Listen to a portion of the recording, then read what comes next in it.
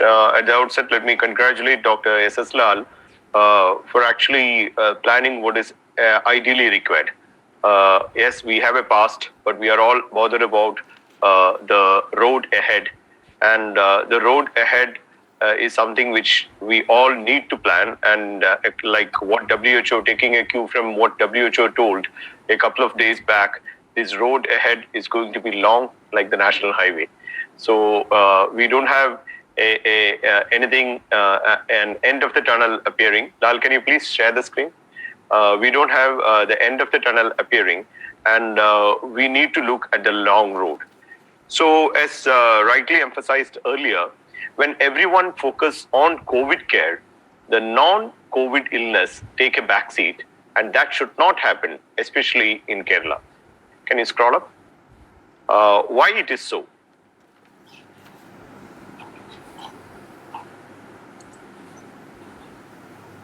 Yeah.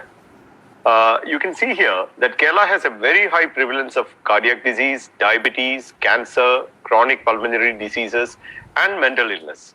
In fact, we have a huge population with non-communicable diseases. This is a rough prevalence which I am giving you. Almost 1/3 of the people have hypertension, and I would say like at least 2/3 of the people of the population elderly has some lifestyle disease.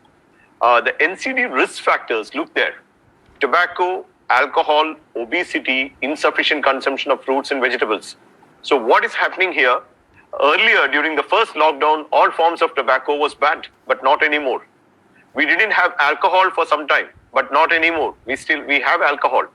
People are sitting at home, and we know that everybody is increasing their weight, and movement of goods is being affected, and there is lack of fruits and vegetables. So it is not only that we have an existing cluster of non-communicable diseases, all the risk factors for NCDs are increasing. So it's not only important that we address the non-communicable diseases, but it's also important that we address these risk factors also, because if we don't address these risk factors, in another 6 months to 1 year, we'll have a huge cohort of new people with non-communicable diseases emerging, and that would be the aftermath of this lockdown. So we have to seriously look into that. And whatever factors which we can allay here, the people are locked down, everybody says we can't exercise. So we have to give them guidelines for exercising at home. Or I don't understand why we cannot exercise on a highway. When the maximum area of spread, even if we consider micro droplet spread, is only 8 meters. Then why can't people exercise in playgrounds? So these are things which we need to seriously concern. And subjects with an account of migration have higher prevalence of chronic disease. And we know that we have a huge migrant population, and the NRIs especially are subject to much higher risk. So all these we'll have to address. Next slide. Now, next slide. Yeah. This is the data from the Kerala's first 500 patients. You can see here, amongst the patients who had COVID, diabetes, hypertension, asthma, COPD, heart disease, and congenital heart disease were prevalent. So on one side, we have huge burden of NCD. On the other side, we have COVID patients having comorbidities, because obviously it's a reflection of the society. Next slide.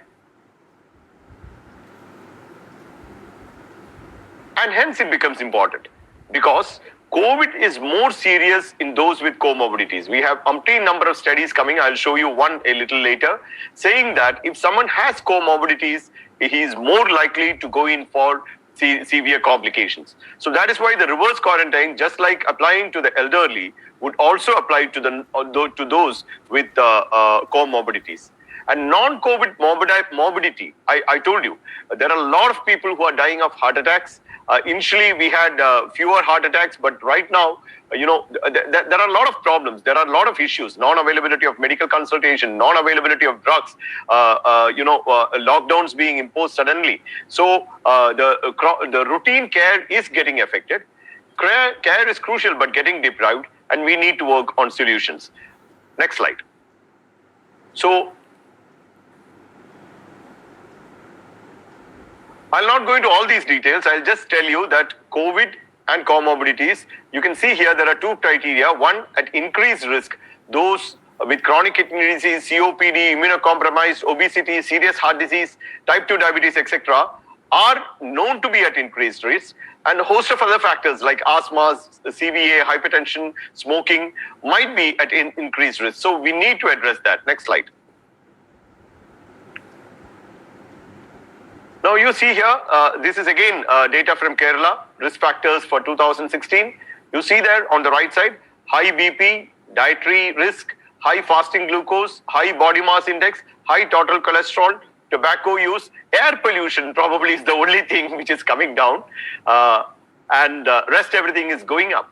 So we need to tackle all these things. So that's why I told that we need to do three things. One, we need to tackle the risk factors for non-COVID illness. Two, we need to tackle the lifestyle disorders. And three, we need to break the link between the non-communicable diseases or the comorbidities and COVID. Next slide. So now, Dr. Jayakrishan already told that we have the private sector and the government sector. This is just to say that the private sector constitutes a large bulk and they have to be creatively engaged. Next slide.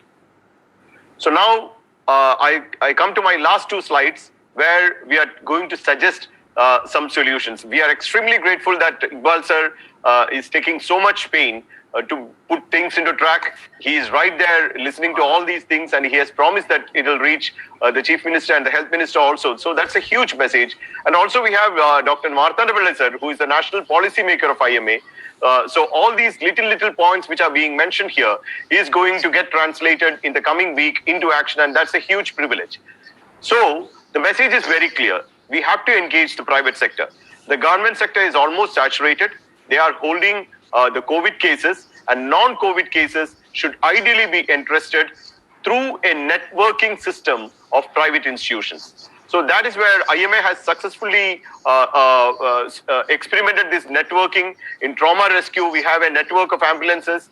In infection control, right now we have networked all the small institutions in the country, in the state, in Kerala state. Right now we have around 600 to 700 small institutions spread across the entire length and breadth of Kerala as part of the network. And right now, for the NCD care or non-COVID care, we have to have a network with a common policy, a common guideline, if possible, a common inventory and a common pharmacy.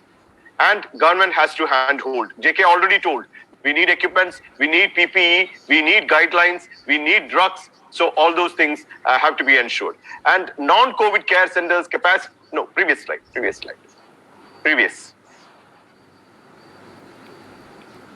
I'll just take 2 more minutes. It's getting over. We need incentives, rebates, drugs can be given. The KMSCL drugs can be given to private institutions also. All the NCD programs can be shifted to the private sector, especially to small and medium institutions. Iqbal sir was mentioning about that. And patients will have to be educated, and more than educated, they will have to be motivated, because right now they are depressed, and we know that Kerala has a huge burden of mental illness as well. The laboratories and pharmaceuticals also, the pharmacies also have to be roped in, because labs also have a very crucial role to play. Professional associations and NGOs have to be involved. IMA, API, IAP, we have to form a consortium of professional bodies, and these things have to reach, because otherwise, as someone mentioned earlier, apart from COVID morbidity, mortality, we'll also have a huge non-COVID morbidity and mortality, and we have to put in guidelines and policies in place. Last slide, next slide. Government facilities will have to be designated, because we know that most government facilities will have to be COVID centers. People have to be involved. And the first thing is that we need to provide them confidence. Right now, they do not know whether to, come out to the small clinics, hospitals and private setups and get treated, or for non-COVID illness, or whether to stay at home, forget about every other illness and just get rid of COVID alone. So we have to get people into confidence. We have to provide them transport facilities. IMA, especially Dr. John Panikar had brought in this initiative where we have authorized ambulances, and by calling 9188 100, an ambulance can reach their home and transport them, but nobody is aware. Consultation facilities need to be arranged. The most important thing, I think, probably is allowing recreation. Now we need to we need to open up our beaches, our parks, our zoo, with social distancing, masks, and proper hygiene in place, we should allow, maybe even open air theaters, we should allow recreation facilities, and we need to give proper emphasis on diet and exercise. Teleconsultation facility, especially in NCDs like diabetes, may be required, and mobile units will have to work out on the methodologies. Psychological support become very crucial. Next slide. So once again, I thank Dr. Lal for taking up this great initiative, Iqbal sir and Martanda Pilla sir for the pioneering leadership, and all our esteemed faculty members for the brilliant teamwork which we are putting up today. Thank you very much.